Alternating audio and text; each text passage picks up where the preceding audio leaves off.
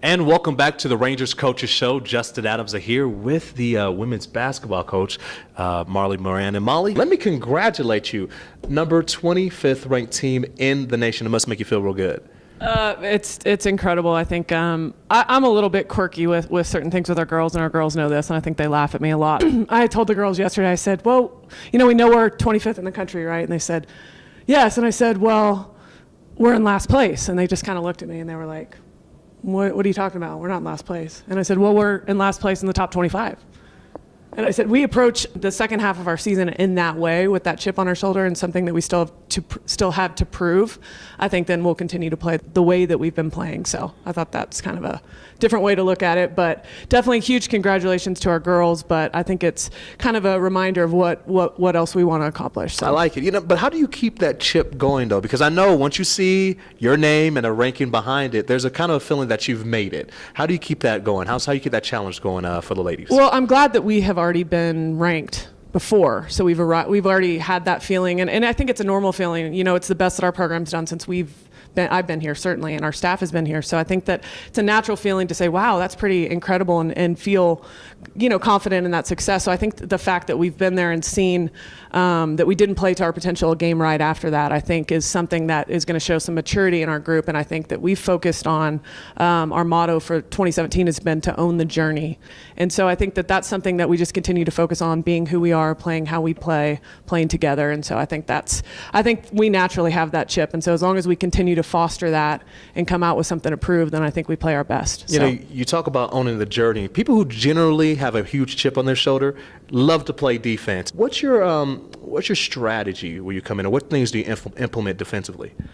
We take pride in taking charges. Our entire bench, if you see our bench, we also want to pride ourselves on being the best bench in the RMAC. We have these little goals that are not about wins and losses, but just having that kind of energy and being a good teammate and those kind of things. So we count charges. We're all up. And we get 5 points in a practice for a charge. We pride ourselves on the blue collar stuff, the hustle plays, and that's something that we even, I think we get more excited defensively about defensive stops and defensive goals than we do offense, and that's a rare thing. And so I think being able to get that switch about it not just being scoring points, I think has brought us to playing together a lot better. So. Well, you talk about one of the players who not only has a chip but does very great work, Mary Sigler. Oh, Mary is just she just has a smile on her face all the time, has the best personality, and so you wouldn't think when you see her off the court that she's going to play the way that she does on the court. And she still is kind of a quiet player on the court, but you look at the stats at the end, you're like, Mary had 18, 5 assists, 2 steals, or whatever it may be. It's amazing. Yeah, and leads your team in scoring. Yeah, things like that. I think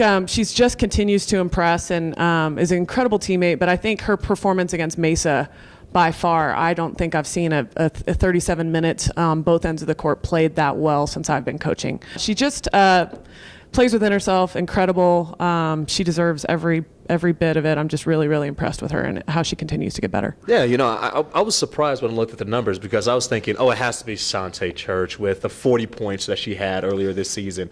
And I looked at it, I was like, wait a minute, it's Mary. But it does feel good to know that you have guys like Majesty Robinson as well, and Shantae Church, who could fill it up in the stat sheet as well, if, let's say, Mary's not having the best day shooting-wise. Absolutely, and I think that it's literally, I think our leading scorer has changed every game or every week, and that's what I told our players. I said, if there's a different name in the headlines every single game, then we're playing the basketball that we need to play. We don't need somebody to be a superstar. We don't need all of those, and our team really believes that. And so I don't think nobody's caught up in being the leading scorer, any of those things. So having those 3 guards scoring that amount, the balance of our team will continue to carry us, so that's been huge. So now I know you had a couple of injuries as well that you have sustained. Just a quick update on them. Have some young ladies that were hurt. I believe Jay Cox was a little injured. Had hurt foot. How's she's doing? She is back, so she's a little bit limited in practice. So, but she came back. I think her first game was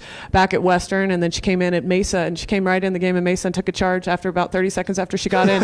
If that's not selfless basketball, and that's who we are, and she hasn't been in 5-6 games, and it's like, you know what, I can do this for my team. I'm going to come in, take a charge. I tell her she's going to play 1 minute, 2 minutes at a time, and she maximizes every minute and just gives. And so, yeah, pretty incredible selfless performances from her. So, yes, it's great to have her back. As a coach, you always want to see your team mature and continue to improve. So when you get into tournament play, that's where you're firing on all cylinders. What type of things would you like to see your team improve on this weekend? I think the consistency level, we haven't shot the ball that's been a weakness of ours. And again, at the beginning of the year, I would have told you that would be a huge strength of ours. And so I think we can continue to grow in that area. And I think a lot of it is just being ready to shoot.